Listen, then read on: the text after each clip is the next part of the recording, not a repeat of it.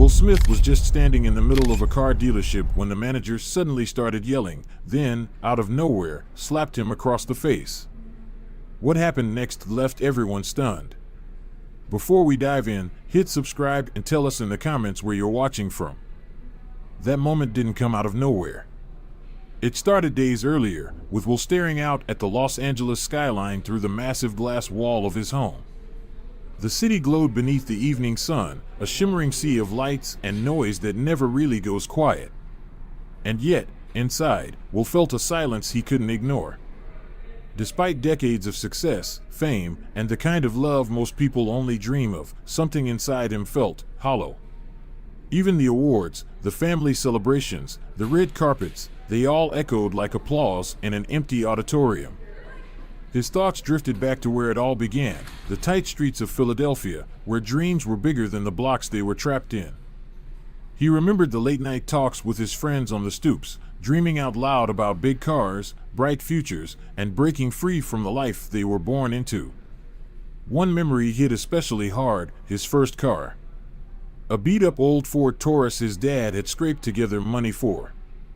It wasn't fast. It wasn't pretty. But it meant freedom. It meant hope. That same feeling stirred again during a recent visit to a struggling community center. The kids there, wide-eyed, full of dreams, reminded him of himself at their age. They wanted out. They wanted more. And Will couldn't stop thinking about it. He stepped away from the window and paced the room. An idea started to form, loud and bold, like the dreams of his youth. What if he could give those kids a day they'd never forget? A day where they could ride in the luxury cars they'd only seen in movies, feel the wind in their hair, and believe, even just for a moment, that anything was possible? That night, he pulled out a notebook and began writing. A one-day experience. A celebration of dreams. A reminder that someone believed in them. By morning, he called a meeting. Around his home office conference table, his team listened as he shared his vision. He spoke of Philly, of that Taurus, and of the kids who lit a spark in him.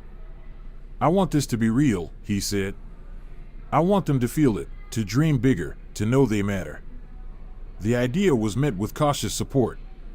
His manager Lisa voiced what others were thinking. "Will, it's a beautiful concept, but if we're not careful, people will say it's just a PR stunt. And that could hurt your reputation." But Will didn't blink. "This isn't about me," he said. "This is about them. If I wanted attention, there are 1,000 easier ways. This has to come from the heart." They brainstormed for hours how to make it real, meaningful, grounded. Local partnerships. Community leaders. Maybe even other celebrities. Will was all in. Later that day, he drove through LA to visit a high-end car dealership looking for possible collaborators. The city rolled past his window, one block full of glass towers and wealth, the next showing a very different story, boarded-up buildings, people barely hanging on. It reminded him of the tightrope he walked, one foot in the spotlight, the other still rooted in where he came from. When he pulled into the dealership, the place gleamed like a futuristic palace. Glass and chrome, rows of luxury vehicles lined up like royalty. He sat for a second in the car, took a breath, and stepped out.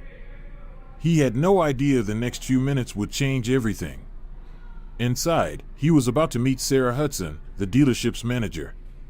What happened next? You won't believe it. Behind spotless glass walls, a fleet of luxury cars stood like sculptures, each one a symbol of engineering brilliance and unfiltered ambition. Will took a breath to steady himself, shaking off any lingering doubts. His footsteps echoed on the polished marble floor as soft jazz played in the background, mixing with the distant growl of an engine being tested in the service bay. The dealership's interior was even more extravagant than it looked from the outside.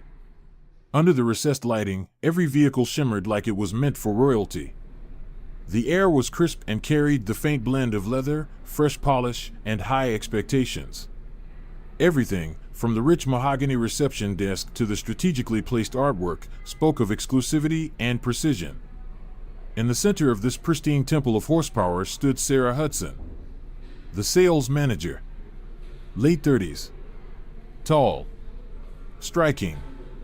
Immaculately dressed in a sharp suit that could have been cut from the same material as the cars themselves. Her posture was upright, her face unreadable, confidence so controlled it bordered on cold. As she reviewed a clipboard, she glanced up, spotted Will, and for a split second her expression shifted, but just as quickly settled into a carefully composed neutrality. Will approached with his trademark calm and easy smile, extending a hand. "Hi, I'm Will. I wanted to talk about something a little different today." Sarah hesitated.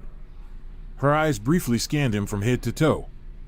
Her handshake was firm, but her smile felt mechanical, like muscle memory instead of warmth. "Welcome. How can I help you today?" Will laid it all out, his vision for the event, the kids, the potential impact. He spoke with passion, describing what it would mean for underprivileged children to feel a moment of joy, of belonging, of possibility. He painted a picture of hope, one filled with laughter, roaring engines, and dreams that suddenly didn't feel so far away. But as he spoke, he noticed Sarah's energy shift. Her face hardened. Her shoulders squared. "That's an interesting idea, Mr. Smith," she said coolly, "but we cater to a very specific clientele. These cars aren't exactly accessible." Will caught the tone immediately. It wasn't about logistics. It was about image. "I'm not asking for charity," he said, holding her gaze. "I'm talking about a partnership. Something that benefits your dealership and the community." Her polite smile thinned. "I understand. But luxury brands thrive on exclusivity. Associating with certain demographics can sometimes water down that perception." The words hit like a slap, quiet, but deliberate. Will felt the frustration rise in his chest, but kept his tone calm. He'd heard this kind of corporate-coded prejudice before. Polished on the outside, rotten underneath.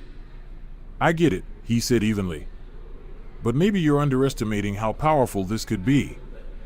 Imagine the story, this dealership becoming the reason a kid believes in something bigger. That kind of goodwill? It lasts a lot longer than a magazine ad." Sarah studied him for a moment. "We'd need to make sure the event aligns with our brand values. These cars aren't just machines. They require a certain appreciation. A sense of," she paused, looking for the right word, "refinement." It was subtle, but the message was clear. Will exhaled slowly. He wasn't going to change her worldview in one conversation. But maybe he could shift something. "How about we take a walk?" he offered. "Show me a few models. Maybe it'll spark some ideas." Reluctantly, she nodded and led him through the showroom. As they walked, her tone grew more patronizing. She explained the craftsmanship behind each vehicle like she was teaching someone who didn't belong. She kept repeating phrases like "for discerning buyers" and "not for everyone." Will listened silently, absorbing both the technical details and the steady drip of condescension. Eventually, they stopped at a sleek black convertible that looked like it belonged in a billionaire's garage. Sarah rested her hand on it like she was introducing royalty. "This one's among our most exclusive," she said, her pride evident. "Most people don't realize the upkeep alone costs more than what some make in a year." Will looked at the car. For a moment, it shimmered in his mind like a dream. But then he remembered that old Ford Taurus. The one his dad had scraped to afford. It barely ran, but it ran far enough to carry his dreams. He gently placed his hand on the hood. "It's beautiful," he said. "But I'm not here for me. I'm here for the kids who might see this car and, for the first time, believe it could be theirs one day." Sarah's lips tightened. She was clearly uncomfortable. Before she could respond, the atmosphere shifted. A new customer walked into the showroom. An older man, tailored suit, silver watch, air of affluence. He paused near them, eyes darting between Will and Sarah. The silence that followed was thick and awkward. Sarah instantly switched into charm mode. "Good afternoon, sir. Is there anything I can help you with?" The man waved a hand casually. Just browsing. Don't mind me. But he didn't walk away. He lingered. Watching. Listening.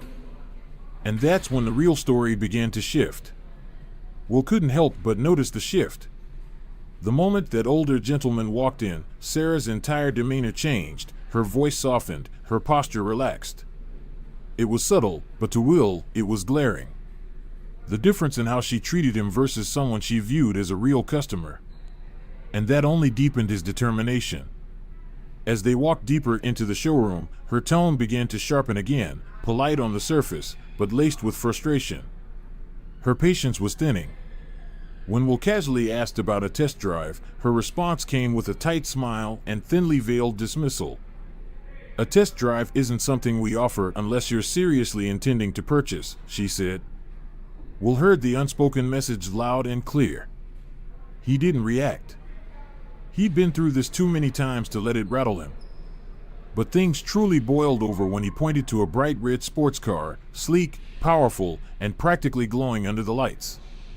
That one, he said. It's perfect for the event. The kids would light up seeing this. Sarah folded her arms. Her voice turned cold. Mr. Smith, we have a brand image to protect. These cars aren't for everyone. Maybe you should look for a more appropriate venue for your idea. The words hit like a punch to the gut. His chest tightened. It wasn't just about cars anymore, it was about everything that moment represented. The memories came rushing in. The store clerk who followed him around like a threat when he was just a kid. The casting directors who couldn't see past the stereotypes. The quiet slights dressed up as professionalism. All the moments where he'd been made to feel like less. His jaw clenched. But he didn't lash out. He wouldn't give her that satisfaction. Thanks for your time, he said calmly, though his voice carried a weight of disappointment. I'll think about it. He turned to leave, but as he reached the door, he caught a glimpse of the older man again, still standing there, still watching. There was something in his eyes. A flicker of discomfort. Maybe even shame. Did he understand what just happened? Did he see it? No words were exchanged. Will stepped into the bright LA sun, the warmth on his skin a stark contrast to the coldness he had just walked through. Outside, he paused. The fresh air hit his lungs, but it didn't bring relief.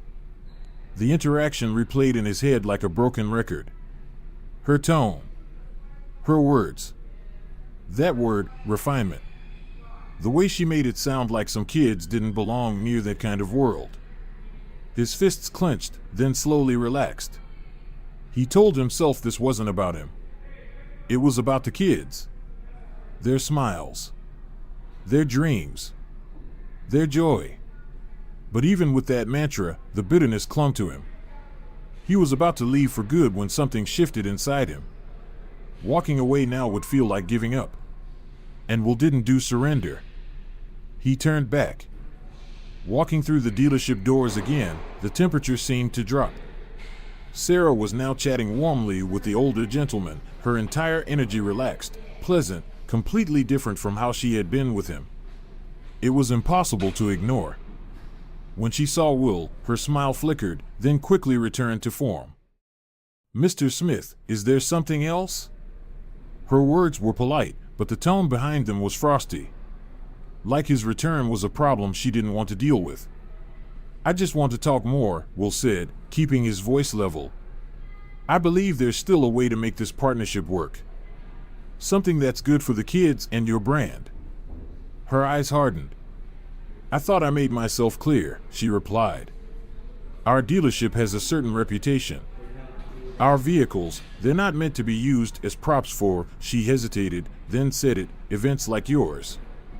The words landed harder than he expected.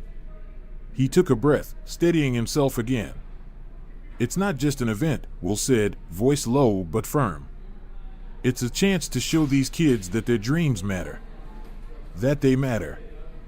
Sarah crossed her arms again. She was on defense now. And what message does it send when we hand out access to something meant to symbolize hard-earned success? These cars represent achievement, not charity. Will could feel his patience wearing thin. "So what are you saying?" he asked. "That these kids don't deserve to dream? That they're not worthy of sitting behind the wheel for even a day?" Her gaze narrowed. She lowered her voice to a sharp whisper. "I'm saying, this isn't the right fit, Mr. Smith. And frankly, I think you're wasting both of our time." The words echoed through the now silent showroom. Even nearby customers were starting to sense the tension in the air. Will stared at her, the silence stretching. Then finally, he said, "If that's how you feel." Cut here for dramatic pause or next episode tease. "Then I guess we're done here," Will said, turning to leave. But before he could take a step, Sarah's voice stopped him cold. "This isn't a place for people like you." It was barely above a whisper, almost lost in the soft music still playing in the background, but the words cut through the air like a blade. Will froze. His back still turned. The room around him seemed to go quiet. Even the jazz and the distant rev of engines faded into silence. He turned slowly, eyes fixed on her, his expression a tight blend of disbelief and quiet fury. "Excuse me?" Sarah's eyes widened for a split second, realizing she had crossed a line, but instead of backing down, she doubled down. Her voice rose, drawing every eye in the room. "You heard me. This isn't your world, Mr. Smith. Maybe you should stick to what you know." Silence. Thick and suffocating. Even the older gentleman, still lingering nearby, looked visibly unsettled. A younger man near the entrance, unnoticed until now, slowly raised his phone and began recording. Will stepped closer, not threatening, but firm. His voice low, steady. "I came here with respect. With an idea that could have helped kids who don't get chances like this. But you've made it very clear what you think of me, and of them. That says a whole lot more about you than it ever will about us." Sarah's mask of composure cracked. Her face flushed. Her hands trembled. "I think you should leave," she said, her voice thin and shaky. Will nodded. "Gladly." But as he turned to walk away, her voice rose again, this time with venom. "People like you always think you're entitled to everything." And then it happened. In a flash of unfiltered rage, Sarah stepped forward and slapped him. Hard. The sound echoed, loud and sharp, ripping through the room like a gunshot. Gasps erupted. The young man recording visibly jolted. Even Sarah looked shocked at what she had done. Will stood still. His face turned slightly from the impact. Slowly, deliberately, he straightened. He looked her in the eye, not with anger, but with something deeper. Disappointment. Disbelief. He didn't say a word. He simply turned and walked out, leaving behind a room frozen in stunned silence. Outside, the cool air hit him like a wave. He paused on the sidewalk, the sting of her slap still warm on his cheek, but it was nothing compared to the sting in his chest. Her words had left a deeper bruise. Not just the insult, but the reminder. The reminder that no matter how far you go, some people will always try to put you back in a box. He stared up at the sky. Blue. Bright. Indifferent. This city was built on image, but this time, the truth had slipped through. As he moved toward his car, he heard hurried footsteps behind him. A voice called out, "Mr. Smith." Will turned. It was the young man from the showroom, still holding his phone. He couldn't have been more than 21. I caught the whole thing," he said breathlessly. "The slap. Everything she said before it. It's all on video." Will's expression hardened slightly. "I didn't mean to record it at first," the guy added quickly. "But once I saw where it was going, I couldn't stop." Will sighed, the weight of it all pressing down again. In a world where outrage trends in minutes, he knew exactly what would come next. "Listen," he said, keeping his tone even. "I appreciate your concern. But I don't want this to become a circus." The young man looked down at his phone, conflicted. "I get that. I do. But people need to see this. Stuff like this happens all the time, and no one ever talks about it. But you're Will Smith. If you speak out, people will have to listen. Will paused, staring at him. He didn't want to be the face of another controversy. He didn't want this moment to overshadow what he was really trying to build. But he also knew the kid wasn't wrong. Do what you think is right, he said finally. But remember, it's not about clicks. It's about people. The young man nodded. I'll think about it. But by the time Will pulled into his driveway, it was already too late. The video had hit the internet. And it was everywhere. Within hours, #WillSmith was trending. Clips of the confrontation flooded every platform. Sarah's icy comments. Her slap. Will's calm, quiet restraint. It was all there. People were dissecting every frame, arguing in comment sections, reposting in outrage or skepticism. Supporters flooded in, praising Will's grace, condemning Sarah's behavior. Others, as always, twisted the story, claiming he had somehow provoked it. That he was chasing clout. That he made it up. His phone buzzed nonstop, calls, texts, notifications piling up. The first voice that got through was his publicist, Lisa. Will, she said, tension thick in her voice. We need to get ahead of this. The video's gone viral. Everyone's talking. They're demanding a response. Will rubbed a hand across his face, trying to slow his thoughts. What do you suggest? He asked. Something simple and neutral? Lisa's voice was calm but serious. Acknowledge what happened. Express your disappointment. But don't escalate it. We can't let this define the narrative. Will nodded, though his heart wasn't fully in it. He wasn't sure if staying neutral was the right move. But he also didn't want to pour fuel on a fire that was already burning fast. After some reflection, he decided to post a short statement. Yesterday, I had an unfortunate experience that highlighted the biases many people face every day. While I'm disappointed by what happened, I believe in focusing on positive change rather than negativity. I'm committed to using this moment to support meaningful conversations and action. Within minutes, the post exploded, millions of views, thousands of comments. Support flooded in from fans, celebrities, activists, praising his calm under pressure. But not everyone agreed. Some accused him of using the moment for attention. Others said he wasn't doing enough. Meanwhile, the dealership was in full crisis mode. The video had gone viral, and not in a good way. They rushed out a statement condemning Sarah's behavior and announced her suspension pending investigation. But it was too late. Sarah Hudson's name and face were everywhere. She was trending for all the wrong reasons. The internet turned on her fast, hate messages, threats, total isolation. Friends stopped calling. Colleagues distanced themselves. She was alone, sitting in her apartment, scrolling through an avalanche of comments she couldn't stop reading. And somewhere between the anger and shame, something cracked open inside her. In that silence, Sarah finally began to look inward. She remembered her own childhood, growing up poor, constantly judged by wealthier kids, always feeling like she didn't belong. Somewhere along the way, that pain had turned into resentment. And that resentment had turned into bias. Bias that finally erupted in one terrible, public moment. Will, on the other hand, was overwhelmed too, but for different reasons.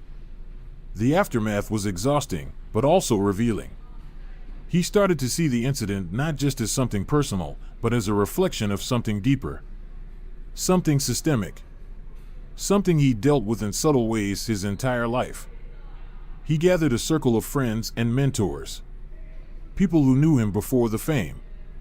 People who shared his passion for social justice. I don't want to be the guy who's always at the center of controversy, Will said, late one night. But I can't ignore what this represents. One of them, a filmmaker named Marcus, leaned in. Then don't make it about you. Use it. Turn it into something bigger. That hit home. So Will took the spotlight and redirected it towards something that mattered. He called it the Auto Party of Good, a community event to bring joy to underprivileged kids, spark conversations about bias, and open doors to opportunity. And the response? Massive. Celebrities, local leaders, car lovers, community groups. Everyone wanted to be part of it. Upbeat music begins. The day of the event came with clear skies and electric energy. The lot was alive by sunrise, volunteers setting up, luxury cars lined like candy-colored dreams. Ferraris, Lamborghinis, Rolls-Royces, all polished to perfection. Will showed up early in jeans and a plain white tee. No entourage, just purpose. He moved through the crowd, shaking hands, sharing stories, laughing with kids, telling them about the old Ford Taurus his dad bought him back in Philly. Beat up, barely running, but it represented freedom. As families poured in, cheers and applause broke out. Kids ran from car to car, eyes wide, pointing and gasping. And when it came time for the rides, oh, it was magic. Volunteers paired each child with a driver, some of them celebrities, others pro racers. The engines roared. The kids screamed with joy. Will took the wheel too, behind a yellow McLaren, bright as the California sun. A boy named Jamal climbed in, wide-eyed and nervous. "You ready, buddy?" Will asked with a smile. "I think so," Jamal said, clutching the seatbelt. "Don't worry," Will said. "We're gonna have some fun." By the time they came back, Jamal was beaming. "That was the best thing ever," he shouted. Will laughed, ruffling his hair. "You're a natural. Maybe one day, you'll be driving one of these." "You think so?" Jamal asked, a little uncertain. "I know so. Dream big, Jamal. You can do anything." The event wasn't just fast cars and fun. There were workshops on car design, storytelling corners about resilience, and hands-on stations for kids to explore engineering and creativity. Everything was built with one goal: show them what's possible. As the sun set, families gathered for dinner under string lights. Will took the stage, looked out at the crowd, kids, parents, volunteers, all glowing from the inside out. "Thank you," he began, "for being here. For believing in something bigger than ourselves."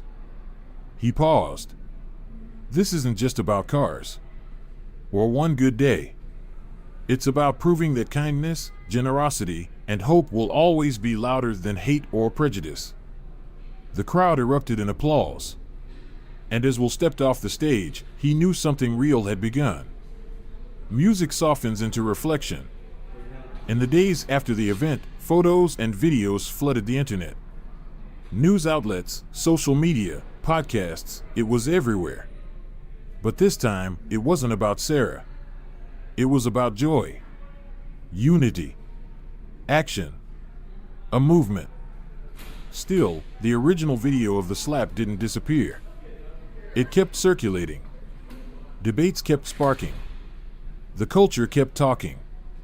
Some called Will a hero. Others accused him of using the moment. But Will stayed focused. He knew one thing: actions matter more than arguments. The dealership? They couldn't recover. The PR nightmare was ongoing. Sarah Hudson was terminated. Her name became a symbol of everything wrong with exclusionary elitism.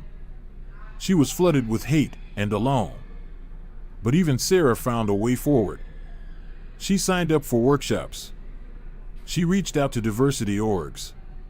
She did the work. Slowly, quietly, and honestly.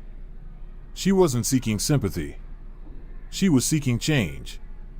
Then one day, an email landed in Will's inbox. It was from her. She apologized, sincerely. She wanted to make things right. And she offered to help. Will didn't respond right away. He took time to process it. But eventually, they met. Quietly. No cameras. Just two people at a coffee shop. She spoke openly. She was shaking.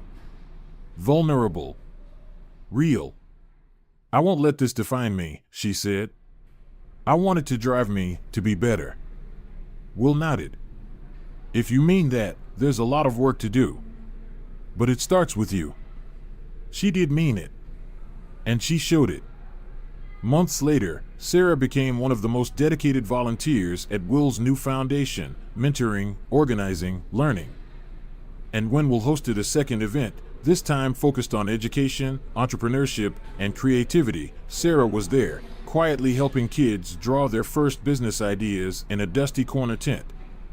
As Will stood once again on the stage, looking out at a crowd twice the size as before, he smiled. "This isn't the end," he said. "It's just the beginning."